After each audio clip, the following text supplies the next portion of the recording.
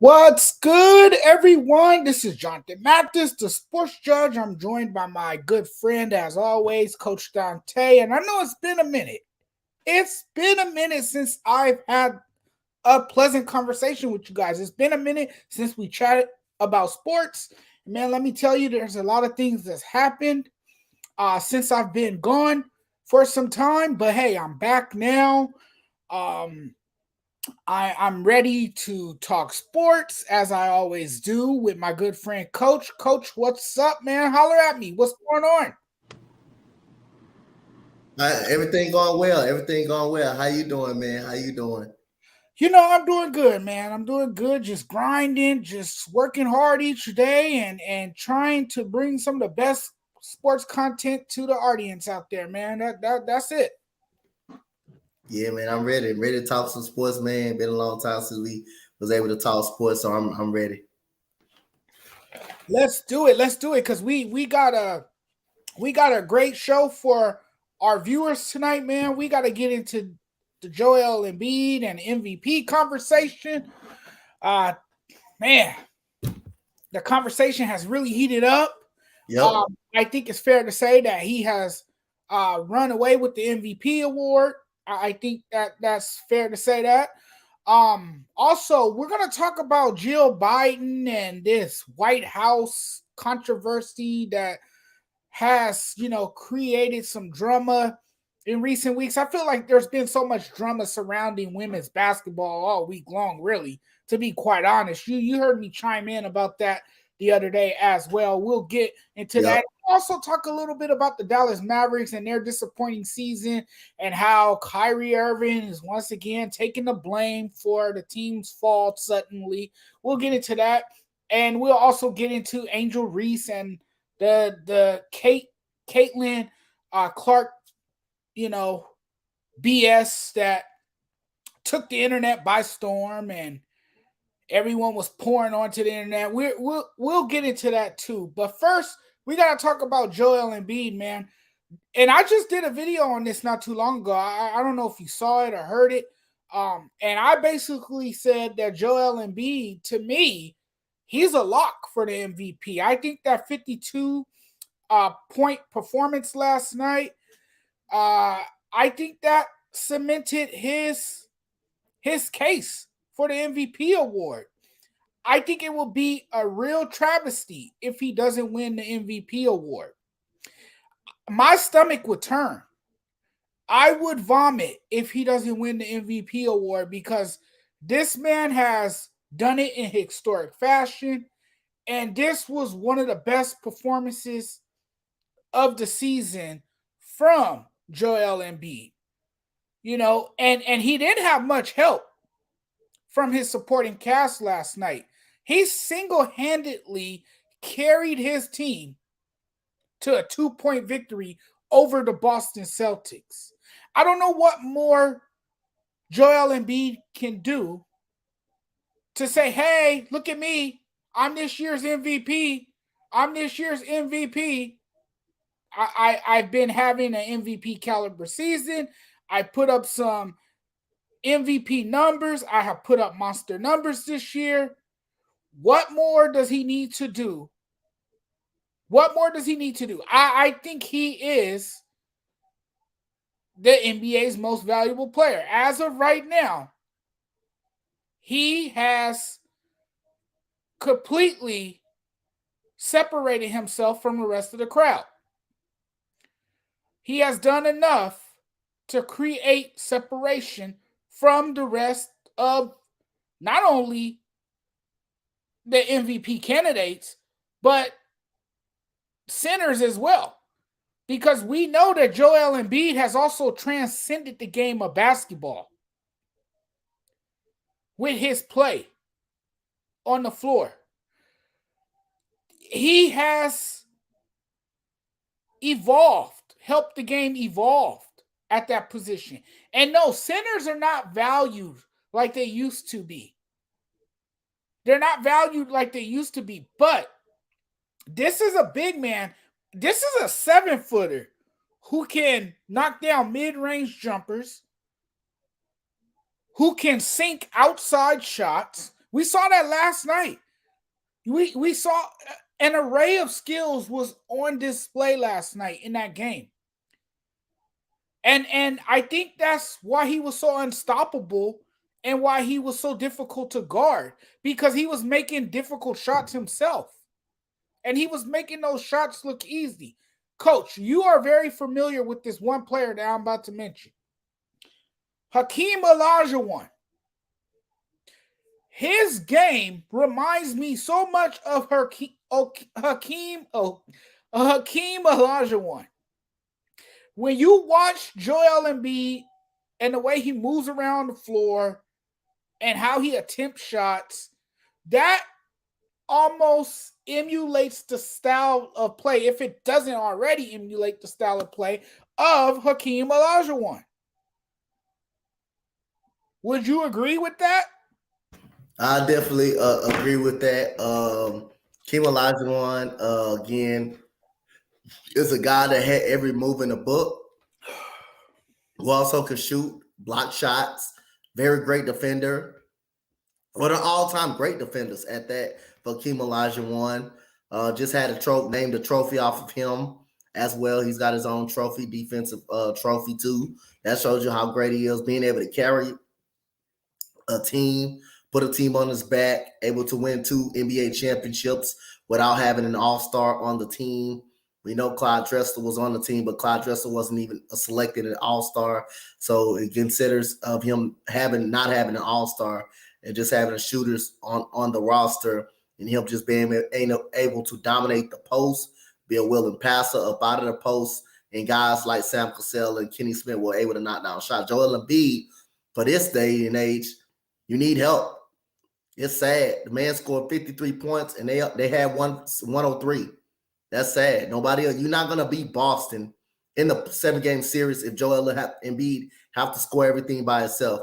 And plus, you do got to take the factor that they didn't have a Jaylen Brown playing as well. So if Jaylen Brown would have played and, the Celtics only lost by 2, that's another 30 to 20 points in the lineup that the Celtics are missing right now. So when Joel Embiid doing that and you don't have nobody stepping up, you can't continue to play winning basketball like that. Just have to depend on a Joel Embiid. You're not going to stop Joel Embiid, but hey, somebody's got to step up, man. Somebody like Tobias Harris, he's going to have to step up. And Tobias Harris is a guy who can score, but again, sometimes they're not putting him a part of the offense. Like Coach Doc Rivers is not putting him a part of the offense. He's just an afterthought.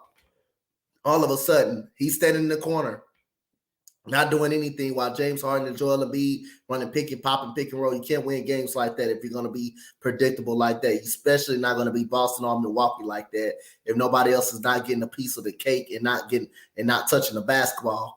And Joel Embiid, like I say, he is the MVP of the league. He is the MVP of the league. He definitely showcased that coming back from behind winning Boston. But then again, you look at the game, Joel Embiid needs more help. And he wasn't even happy about he was happy about the win, but he was saying in his post-game conference, we need other guys to step up. We can't play winning basketball in the playoffs if I'm going to keep, have to be the playmaker, be the scorer. Somebody got to step up. Tyrese Maxey has been really good this season, but you're going to have to be really good in the playoffs. So good for Joel Embiid, man. Joel Embiid is probably the best center in the league. You can argue him or Jokic, either one, but he definitely deserves this MVP award after this performance. Jokic is hurt. They just clinched the first seed just tonight. So you won't be surprised if Denver sits some guys down a little bit and rest some guys. Joel Embiid, no matter what, if he doesn't play another game for this season, he should be the MVP award winner. But the Sixers, you got to have more than Joel Embiid. You got to step it up. So Doc Rivers coaching, he may be on the hot seat. I'm not going to lie, Jonathan. He may be on the hot seat after this. If he doesn't get it done, not saying he's going to be fired. He should get fired. But you should be considering him as on a hot seat if he don't get it done. I think this championship window is closing really, really fast. And Joel Embiid's career is going to be wasted because of the coaching ability of Doc Rivers and other guys not being able to step up when it matters the most. Oh, yeah, absolutely. You know what? It's championship or bust for Doc Rivers. But we all know the history surrounding Doc Rivers, right? We all know that he is a great regular season coach, but there has been a lot of question marks about can he guide his team deeper into the playoffs. And look, this is a guy who has a reputation for coaching teams that blow 3-1 leads or 3-0 leads. We've seen that in prior years with Doc Rivers, right? Like Doc Rivers can get you there, but he can't finish the job. Now, I understand that as a coach, you're not playing. You're the guy on the sideline, but you got to have these guys mentally and physically prepared. You got to have these guys ready to play. And there's no way that a team should collapse after having a commanding lead in a series, and that's something that we've seen with Doc Rivers and his teams. And I do agree with you. I think he is definitely on the hot seat, but what they have in Joel Embiid is absolutely special. Joel Embiid is a special player, man. And let me tell you something. He was about as dominant as dominant gets from what we saw yesterday. And I really think the MVP race is over. I really do. Because we gotta also realize that the MVP award is a regular season award. It's an award given to a player who has done his best work during the regular season. And as what we've seen from Joel Embiid this season, he's a polished player. The man did what he needed to do. He couldn't miss shots. He made shots. He made contested shots. He made wide open shots. It didn't matter. The man just scored half of the team's points in an NBA game. It was impressive. And in a 103 and 101 win Tuesday night over Boston, Embiid finished with 52 points on 20 of 25 shooting. It doesn't get any better than that. And 12 of 13 from the free throw line.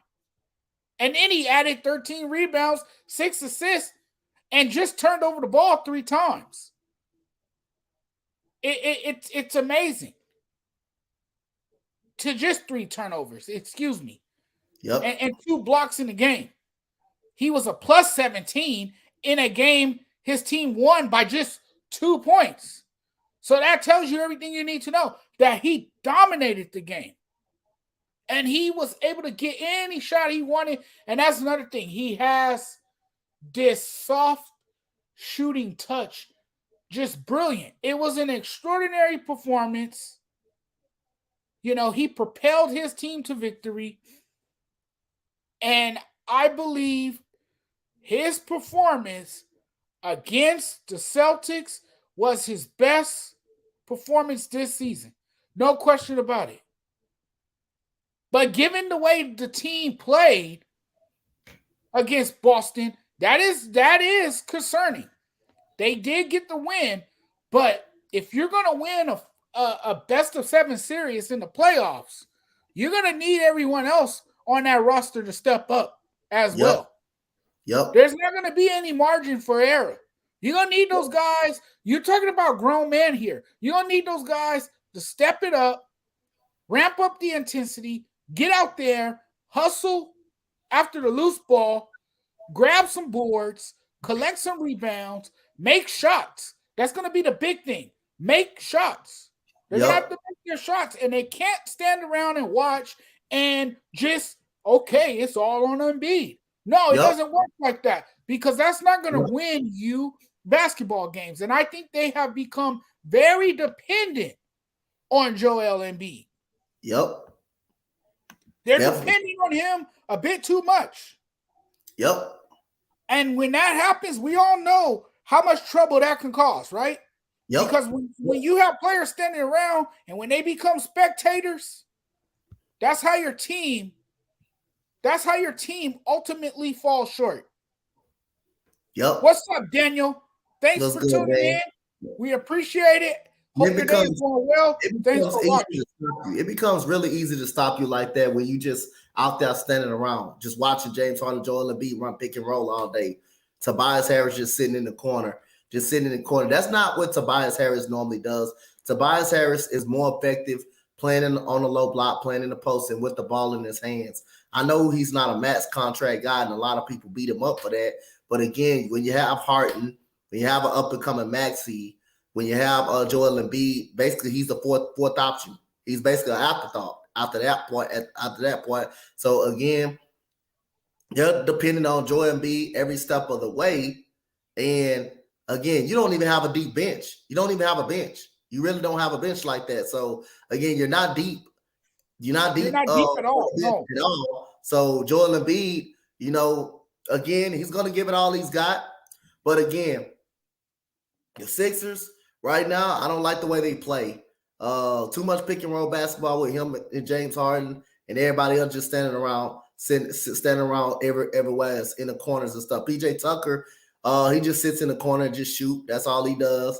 Or if he's not even on, he'll be scared. If he's not on, PJ Tucker is going to be scared to shoot the basketball. Tyrese Maxey could complete his own play, but I feel like Tyrese Maxey is a guy that needs to step up as well in the playoffs, and I feel like he's going to do that. But again, it won't be enough because, again, when you play a 7-game series against Boston, they know how to adjust. When you play against a 7-game series against Milwaukee, those are the two type of teams that's going to know how to adjust. And even Miami, if Miami can make it in, not saying that Miami's going to win the series, not saying they will, but they can make it a tough series. They can make it a tough series. They can extend the series, and when the series can be extended, you can get tired for that next opening series, and that's what you may have to see Boston or Milwaukee in that second round. Well, see, PJ Tucker, man, they brought him in to be a defensive reinforcement. Yep. And it just so turned out that he has been a kind of an offensive liability because they don't really have anyone else that has stepped it up offensively. Mm-hmm. See, they need to get more production out of guys like Melton, Maxey. Those are supposed to be your scorers, and they're not scoring the basketball. So yeah, someone's gonna have to step up and be that number 2 guy behind Joel Embiid because we all know Embiid is prepared to go toe-to-toe with elite level players. We know that. We've been seeing it so far this season. But the major question sizing up for the rest of the season is the rest of the Sixers roster, and how will this team hold up? But it's been an impressive journey for Embiid. He's been that guy for the Sixers. Clearly, we've seen it. We've seen him engage in some tough physical battles this season. We've seen him, push this team to the next level. And now his MVP push has been fueled by his scoring efficiency and his pure dominance that we have seen. And I mean, that's that's been the big story for the Sixers. But imagine how much better this team would actually be if other guys stepped up. Yep. And took their games to the next level. Yep. Now, guys, what's up? What's up, everyone? I just want to say hello to those who just joined us. Thanks for watching. We really appreciate it. I see we got Maurice in the building, or we had him in the building. Daniel has been watching. Thank you guys so much. We're going to get on with the show. We're going to move on to the next topic. We spent a long time talking about the Sixers and Joel Embiid, but I know it's the big story in basketball. But now, man, we're about to move on, Coach, and we're going to talk a little women's basketball because I feel like that's been the story all week long. We've been talking about Caitlin Clark, and Caitlin Clark, she is college basketball, right? She is the face of college basketball. And the girl can flat out play. She's spectacular. We saw that all season. It was a historical year for her. Her run fell short on Sunday. Was it Sunday? Yeah, Sunday against the LSU women's basketball team. Now, LSU made a loud statement. And I think the entire country heard them loud and clear because they shot Iowa out of the gym. Okay, Iowa didn't play their best brand of basketball. They didn't play. They looked clearly outmatched. They got outplayed. They got out hustled. Jasmine Carson, she stole the show. She outshined everyone out there. Angel Reese did her thing. But what was bigger than the game itself was what happened in the final seconds of the game. And we all know what happened in the final second of the game. Angel Reese gave Caitlin Clark the John Cena treatment. You can't see me. Did all this. Pointing at her ring finger. Basically mocking Caitlin Clark. And I know Caitlin Clark, I mean, I didn't know the whole story until a day later, I want to say. And, I passed judgment on the whole thing. I didn't have my facts to the story straight. I reacted sooner. I should have reserved judgment, but I didn't. Because I didn't know Caitlin did the things that she did. So if you're going to dish it out, you got to be willing to take it. And trash talk is something that happens in sports. It doesn't only happen at the collegiate level. It happens in professional sports too. Players are going to trash talk. That's part of the game. It comes with the territory.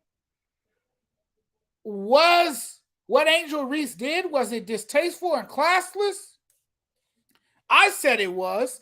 I said what Caitlin Clark did when I found out what she was doing out there in prior games, taunting other players, giving other players the John Cena treatment. I said that was tasteless and classless. It was wrong by both of them to do what they did. But here's the problem that I have with the whole thing. If you're going to criticize someone for doing the same thing that another person did, well, damn it, you need to criticize the other person as well. Because Caitlin Clark instigated this whole thing. She's not an innocent little girl. She's just as blameful as Angel Reese. So if you're gonna pinpoint the blame on Angel Reese, if you're gonna pin all the blame on her, and you're gonna make your comments and you're gonna blow up on Twitter and social media, because that's what people did. People took to social media to express their frustration with Angel Reese's antics and her mockery of Caitlin Clark. But when Caitlin Clark did it, no one said anything. Nothing was said about it. But when Angel Reese does it, and I'm not trying to make this a black or white thing. I'm just saying, when she does it, everyone has a reaction to the story. Everyone is talking about it. Dante, what are your thoughts on this story? And I feel like also, I feel this way. Before I hand it over to you, I feel this way too. It's a real shame that a player's taunt appeals to the masses more than the actual game. Go ahead, say your piece. Well, first of all, I want to just say congratulations to the LSU Tigers, Lady Tigers. In Iowa, got their ass totally kicked in that game. In that second, especially in that second quarter where Jasmine Carson got on fire.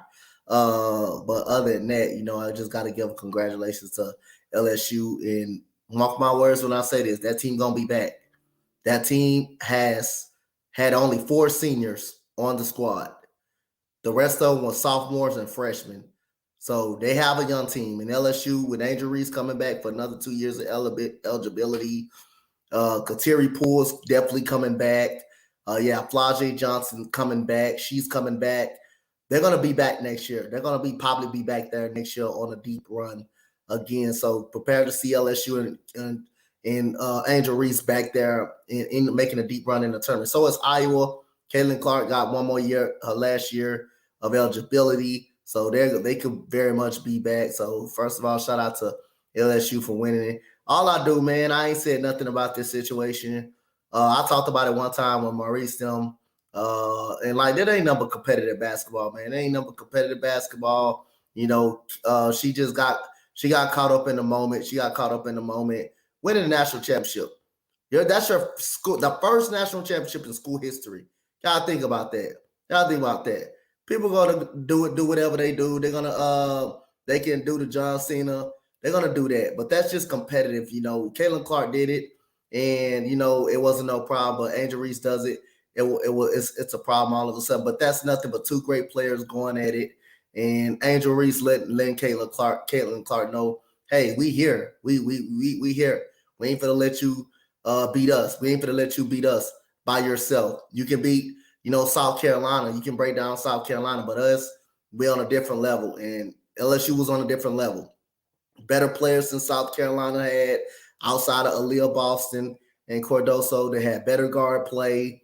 They had better shooting all around the board. So it was tough for Iowa. Iowa just had Caitlin Clark alone and a bunch of shooters just standing out on the perimeter. So Iowa was way dependent on Caitlin Clark a lot. And you got to give credit to the LSU Lady Tigers for also the ball pressure, the frustration they put on Caitlin Clark as well. Kim, a lot of people don't like Kim Moki or something like that. But again, she kicked, when she was at Baylor, she actually kicked Alexis Morris off the team. She actually kicked her off the team. Alexis Morris came right back from Texas A&M, transferred right to LSU and told her she need her. And what Alexis Moore did, she followed that up with a 19-point second half. But these is 2 competitive players that want to win, that was fighting for the national championship. I'm not mad at Angel Reese at all from doing what she did. I mean, it was competitive. And she was letting Caitlin Clark know, hey, that we are the better team. And, hey, we got it. They got the job done. So, either way, it is a problem when Angel Reese did it. But I just take that as 2 competitive ball players, going at it. And again, they even said it after they won a national championship. Caitlin Clark is a great player, so they didn't diss her game or nothing like that. Just letting her know, hey, you gotta respect us. And hey, she's respect them because they're national championships. But again, I just take this as 2 competitive ladies that want to win games, that are the face of college basketball. It's just being competitive, and want to win. Yep. And it was a high level of competition for sure from both teams all season long, really, when you think about it. And Angel Reese is young. Does she need to humble herself a little bit more? Yes. I know people got on my case for saying that, but that comes with growth and maturity. And good sportsmanship is always a good thing to have. It goes a long way. Um, before I say what I want to say, I just want to say hello to Lennon. What's up, Lennon? Thanks for watching. As always, greatly appreciate it. But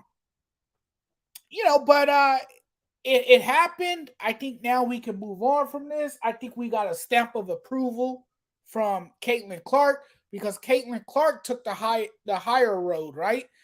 She came out and said nothing but great things about Angel Reese. She basically said the taunting thing was no big deal.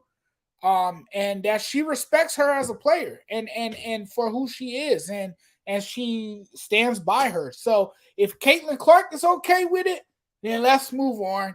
Let's forget about it. It's just something to talk about. But I found it more interesting that people were talking about, Angel Reese taunting Caitlin Clark more than they were talking about LSU's gratifying victory. Yep. I just found that fascinating. Yep.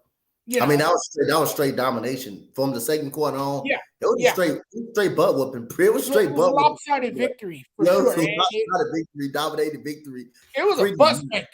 Yeah, it was a put you on your knees and just take your belt off and just spank you. That's just basically how it was. I mean, I think, to be honest though, I think if somehow South Carolina survived that game, I think LSU beat South Carolina the way they looked against Iowa, because South Carolina hasn't saw Iowa's defense all year. And the way that Lisa Bluter played, South Carolina, the type of defense they played on South Carolina, LSU would have looked at that and they're gonna be like, okay, this is how we're gonna stop South Carolina. And LSU got way more athletes, they got way more shooters, way more ball handlers than South Carolina does. So I think that second time they could have beat it. They could have beat South Carolina if they would have played them. Yeah, LSU looked like a deep team, and again, they're well coached. Yeah, they're well coached too. So hey, they were the better team. They spanked the heck out of Iowa. And now we're gonna stay on this topic because things got more interesting with this topic as well. Jill Biden, the first lady. Man, this one is crazy right here. This is the first time that I've ever heard of the first lady or any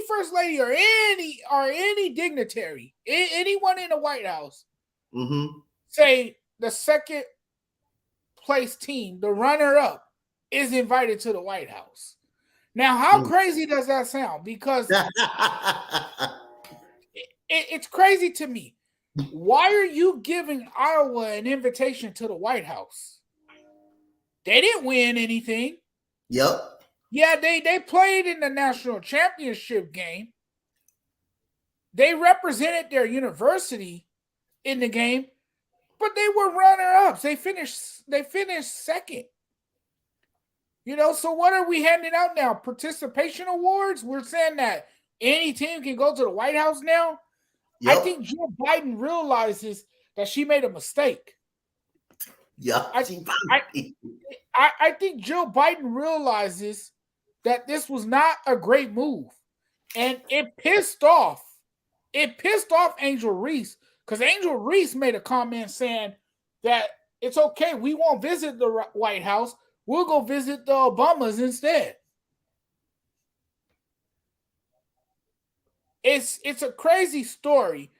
And like I said, Reese rejects Jill Biden's invite to the White House. She's not accepting it. And because this is like an insult to the LSU Tigers. This is like a slap in the face to the Tigers. What are you saying? What are you saying to the LSU Tigers by inviting the team they just beat? Not just beat, but obliterated. Yep. And you're talking about inviting both of them to the White House? Unheard That's of. that's unheard of. I didn't know. I didn't know going to the White House. I never saw a team ever in my life watching all of sports that gets invited to a White House for losing a championship or for just doing any type of losing. I mean, you got to give them credit. They made it there, but they lost at the end of the day. And LSU should have had that invite, to the White House. They are the national championship winners, and they did it. They did it by butt whooping fashion, by dominating. But again, like I said again, hey, this is unfair for Angel Reese. Glad she turned it down. She turned the invitation down, and that is just much more deserving. But again, I mean, that was obliterating whooping. That was a spank, beat down, and a spanking, however you want to call it. It was not a close game. It was not a close game. It got out of hand in the second quarter, and it stayed out of hand. It stayed out of hand pretty much throughout the course of the game, pretty much. But then again, like I say, hey man, that's unfair for LSU. They should be been got an invite. They are the champions, and unless you're a winner, you get invited to the White House. Now, I guess I don't know how they did it when they start inviting the people that don't win. I don't know when that happened, but I thought the White House were the people that won a championship actually. I mean, it's baffling to me, but I mean, I'm not trying to make this a black and white thing either. But Yep. Iowa's women's basketball team is predominantly white. Yep. It's predominantly white. LSU's team, you look at LSU's team, it's predominantly black. So some people made this a race thing. I'm not gonna sit here and make this a race thing. I'm not gonna turn this into a political thing. But Jill Biden, I don't know. I'm not gonna sit here and say she doesn't know basketball, but Yep. she also said that both of these teams played well. No, they didn't. No, it was only one team that played really well, and it was a lopsided victory for LSU. So I don't know what game she watched to say that both teams played well and that they both deserve an invite to the White House. Why does Iowa suddenly deserve an invite to the White House when they didn't win? Because of who they have on their team, Caitlin Clark, the girl that outshined everyone all year long, the girl that got so much hype and so much praise, and that everyone talked about all season long. Is that why they deserve a round of applause and should be accepting an invitation to the White House? But at the same time, you disrespected an LSU team that dominated the hell out of that Iowa team. Yep.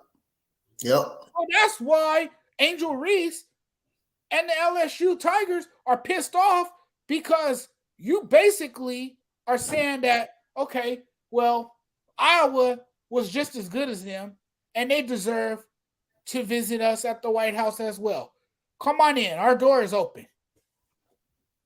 That's not how it works. That's not how it works. That's not how it works. They wasn't better than them. They wasn't just as good as them. Not the way the game seemed. Not the way the game results showed. They wasn't just as good as them. LSU has proved that they on another planet. They on another planet than Iowa was. Yeah. Yep. Crazy story. Yep. Crazy story. But now we'll move on. I didn't want to stay on that topic too long because it's just ridiculous. But I just thought that we'll touch on that before we move on. Now we will move on and we will talk about the Dallas Mavericks. Because look, the Dallas Mavericks, man, they have an underachieving record of 9-16 since Kyrie Irving was traded over from the Brooklyn Nets before deadline. Now, a lot of people are going to pin the blame on Kyrie Irving because it's the most irresponsible and lazy thing a person can do, right? Yep. But I'm going to say this about the Dallas Mavericks. The Dallas Mavericks don't defend well. They're a terrible team defensively. Yep. They damn near rank dead last in every defensive category. When you look at the stat sheet, they're like dead last in everything defensively. Yep. And trading for Kyrie Irving was weird to me at first. Was weird to me at first because why would you trade for a ball dominant guard when you already have a ball dominant guard in Luka? That didn't make sense to me. Now I did give the trade the benefit of the doubt because I thought the trade would really work. I really did. I thought these two guys can coexist, work together in the backcourt, be one of the best backcourt tandems in the league, and people laughed at me. And you know what? They should be laughing at me because it hasn't benefited the Mavericks at all. If anything, the trade has made them worse. And then you hear Luka saying that, well, it's not the offense. The offense is not the problem. Well, then, what is the problem then? Luka blames disappointing season on defense. Anybody can score on us. He's absolutely right. Anybody can score on y'all. Anybody can score. He's not lying about that. Yeah, he lied about it. He's correct. He's correct. Yeah. You know, the team's consistently poor defensive execution has been the problem. It's what has hindered their success, is their defense. Yep. And obviously untimely injuries have played a role in this season's disappointment as well. Yep. But the team's poor defensive execution has been the most consistent issue, and including, you can also add the shortcomings from Luka as well. Luka, to me, is a great player. He's a top 5 player in this league. He whines too damn much. He's crying to the official about not getting a foul. Dude, you're not gonna get a call for everything. You're not gonna get the whistle blown for a ticky-tack foul, or just because you feel you got roughed up, or you felt a lot of contact. You're not gonna get a call for everything. This dude's over here arguing with the official instead of getting back on defense. You're part of the problem because you're not getting back on defense because you're on the other end of the floor arguing with the official. Yep. You see that a lot from Luka. That happens a lot. He does. He does that a lot. And it's become the common theme. It's become a common theme for him. Yep. And the Dallas Mavericks, I mean, the Mavericks have produced they have produced poor results. Yep. And when Doncic and Irving have shared the floor, they've looked terrible. Yep. The offense is okay, but then you have the defensive deficiencies. Yep. You have the clutch shortcomings and a list of other factors that has contributed to the Mavericks' failures in this stretch run of the season. Yep. And then you got Mark Cuban sitting on behind the court, shaking his head in despair, in disbelief. Don't know what other direction to go in. You know what other direction to go in?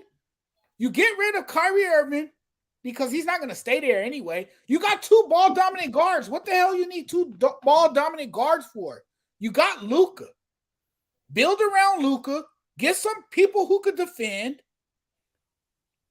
Add some depth in the front court. That's where they need to get better, is in the front court. Get a stronger bench. Get players who are not actually hurt and who can actually be available, because we all know the famous saying, right? Yep. Availability is the best ability. Yep. you know, but it has not been good for the Dallas Mavericks of late. It's been bad.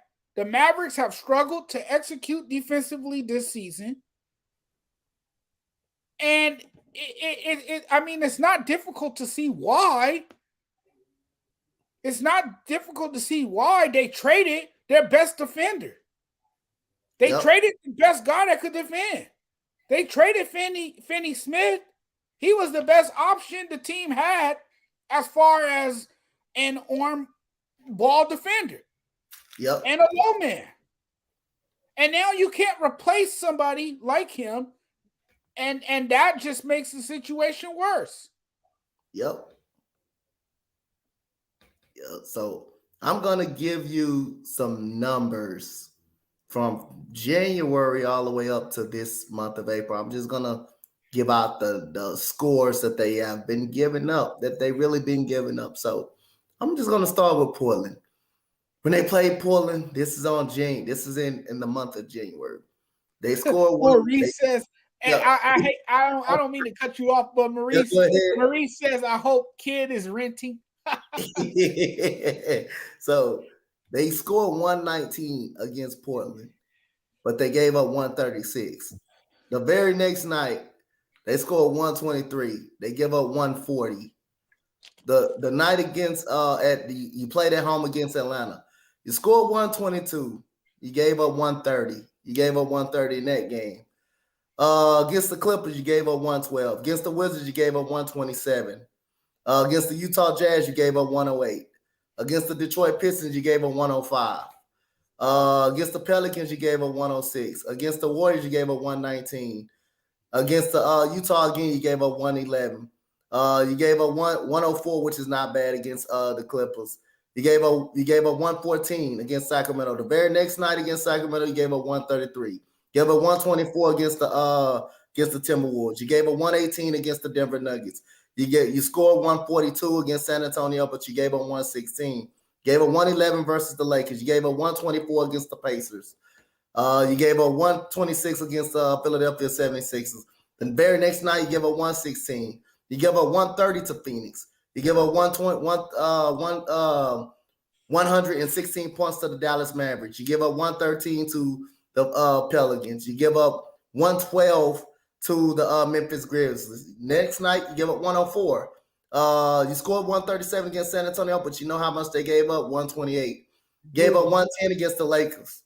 You gave up 112 against the Grizzlies again. You scored 125 versus Dallas. Guess how much you give up? 127.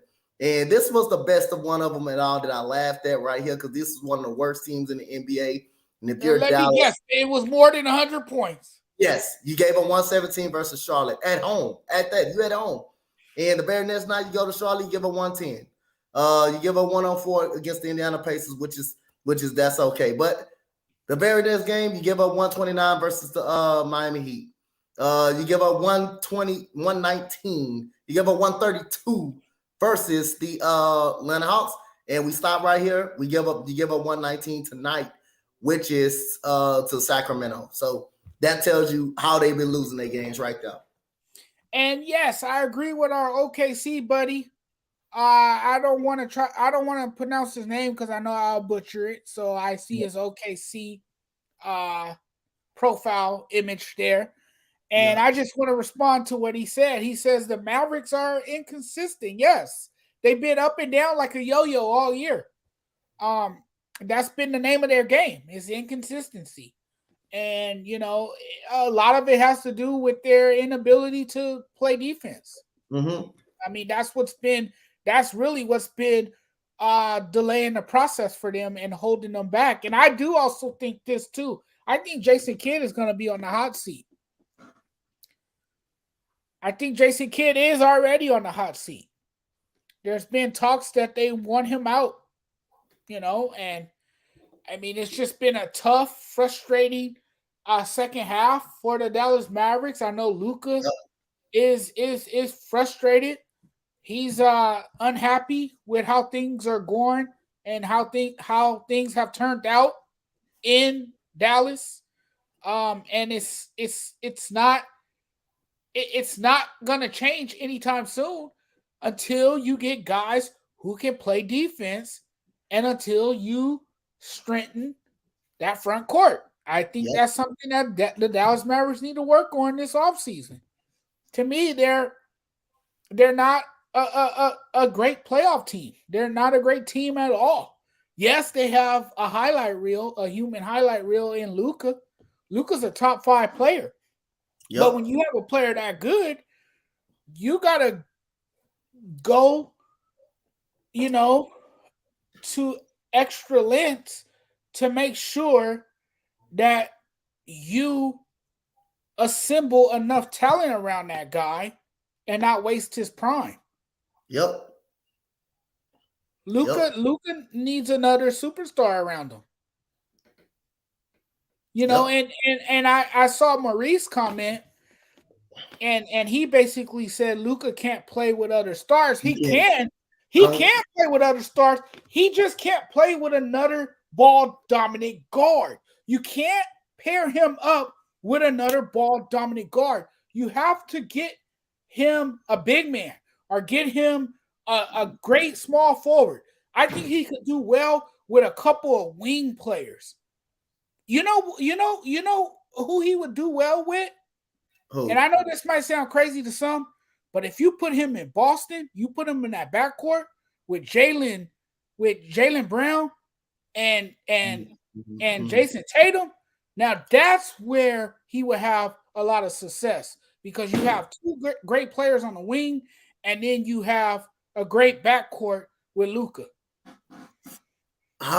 Because Jason Tatum and Jaylen Brown, they need the ball. They need the ball a lot too. Though. I didn't look at that. I didn't think about the that. Basketball, and he tried to play with Porzingis, and it didn't work.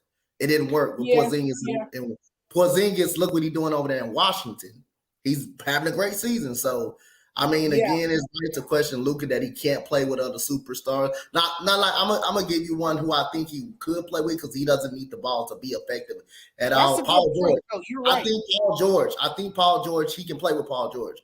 Paul George doesn't really need the ball to be effective. If you want to run him off screens and stuff like that, you can do that with him. So he's a guy that don't really actually need the ball. He's a guy that don't actually need the ball. He can play off the ball. But those other guys, Jason Tatum, Jaylen Brown, they're already trying to figure out between Jason Tatum and Jaylen Brown, is Jaylen Brown is going to get up out of there, just go out and get his own team. So there's already questions about that. But those two guys, they need the ball in their hands to actually do what they have to do. And Porzingis supposed to come over there and be the lifesaver for Luka, and it didn't work out because Porzingis didn't have the ball in his hands a lot for him to be effective. Now he's over there in Washington with Brad Beal. He's over there being as effective. I just think Luka, he needs his own team. He just cannot have another stud on his team, and just get shooters around him, get 3-and-D defenders around him, because you got to have a defense. You got to have defense. He can't play defense himself, so you got to compromise him with 3-and-D guys and put some defensive players around him. Yeah, you definitely got to compromise him with some shooters. That's for sure. Marie says Celtics play defense, wrong place for Luka. Celtics do play defense. They're third-ranked defensive team, I believe, in the league. So, yeah, they do play defense pretty well, which is why people was talking about how impressive Joel Embiid was in last night's performance, because that came against a very good defensive team. And the Celtics, too, they were shorthanded last night. They didn't have Robert Williams. They didn't have Jaylen Brown. So they were missing a few of their key guys. But when they get those guys back, for sure, the Celtics are going to be a tough out in the playoffs. No question about it. But, man, we kind of ran out of time here. It was a great show. I know the Lakers are going into the fourth quarter, and hopefully they don't give me a damn heart attack. I'm reading some tweets right now. This one girl says on Twitter, the Lakers don't deserve to go to any form of the playoffs. Another person tweets, and this is funny. You're gonna laugh at this one. You're gonna get a kick out of this one. Okay, maybe the Lakers' comeback was fake. And here's another one. Here's another tweet. The only reason the Lakers aren't winning right now is because they've missed 7 free throws. See, that's ridiculous. And haven't been able to capitalize on enough Clipper turnovers. Clippers, 13 turnovers. Lakers, 9 points. Lakers, 12 turnovers. Clippers got 16 points. Ridiculous. Flat out ridiculous. You know what? I'm telling you, let me tell you something about this Lakers team. What's up, Desmond? What's up, Desmond? Thanks for joining. Thanks for watching the show. Really appreciate it. Let me tell you something about this Lakers team. This Lakers team play with your emotions, okay? They play with your heart. You know, 1 minute it's encouraging, the next minute it's discouraging. 1 minute you believe, the next minute you sitting there doubting yourself. Like, damn, is this Lakers team for real? Or are they a complete joke? And tonight they look like a joke. Last night they looked like they looked like a team that you could believe in. You know, last night they had you being a firm believer. Tonight they have you being a doubter. That's the Lakers. That's the Lakers. But Maurice, they shouldn't be losing to this damn Clipper team, man. They should be taking care of business. And half of the people in the damn building, I know it's on the Clippers floor, but half of the people in the damn building are wearing Laker jerseys, purple and gold. So it feels like a damn home game, and the Lakers are playing like crap. And then I had a fan earlier tell me that it's time to let go of LeBron. See, people, man, people are saying things. They're out there putting things on the internet because they're tired. Getting tired of this Laker team because again, 1 minute they play with your emotions, 1 minute there's optimism, the next minute all hope is lost. All hope is lost. Speaking of the Lakers, they down by 20 right now. So yeah, and in the fourth quarter, how nice is that, right? Yep. And this type of loss is going to be very deflating. Because this is the type of loss that could just end your entire season. Man. I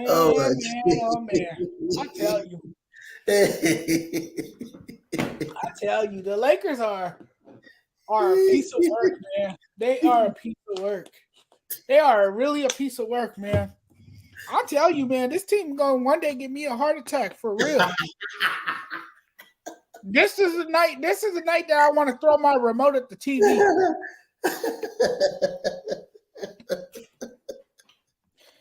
Oh my goodness. He said somebody check up. Hey, he's a Laker fan too, Maurice. A Laker fan. You know what, Maurice? I think I'm gonna check on Freddie. I think I'm gonna check on Freddie. Maurice says Freddie the good try to check on him. See if he I'm gonna have to give him a check. I'm gonna have to give him a ring. I'm gonna give him a phone call. See how he's doing. Because he's been awfully quiet tonight, so I know he must be shaking his head like, man. Hey, tell Freddie, is it gonna be a topic about the Lakers on the morning show tomorrow? Is it gonna be a topic? Probably so. Knowing Freddie, yes, it will. Desmond says he's a Nuggets fan, man. The Nuggets look good. They look good. This is Jokic's chance right here to show the world that he can win an NBA championship. And they have the pieces to do it. They really do. It's a fun team to watch. I like watching the Nuggets, actually. Be honest. They're actually better than the Lakers. You could be thankful for that. Man. But man, we went for an hour. Yep. The show has finally reached the 1 hour mark. And guys, I'm gonna have to wrap it up here. It's been great chatting with you guys tonight. Thanks to Desmond, Maurice, my OKC fan. I can't pronounce his name. I don't want to pronounce it wrong. So you just call him R-Cool. It's R-Cool. I just call him R-Cool. R-Cool. Yeah, that's it. Thanks for tuning in, everyone. We really appreciate it. You guys know where you guys can find me. If you guys want to keep up with my content, you guys can find me on my YouTube channel. I have a YouTube channel. Just look up The Sports Judge. and like and subscribe to the channel. And you guys can also find my fan page on Facebook, The Sports Judge. Like and follow there as well. And you guys can find me on TikTok, The Sports Judge 85. You guys can find me on Instagram, Sports Judge 85.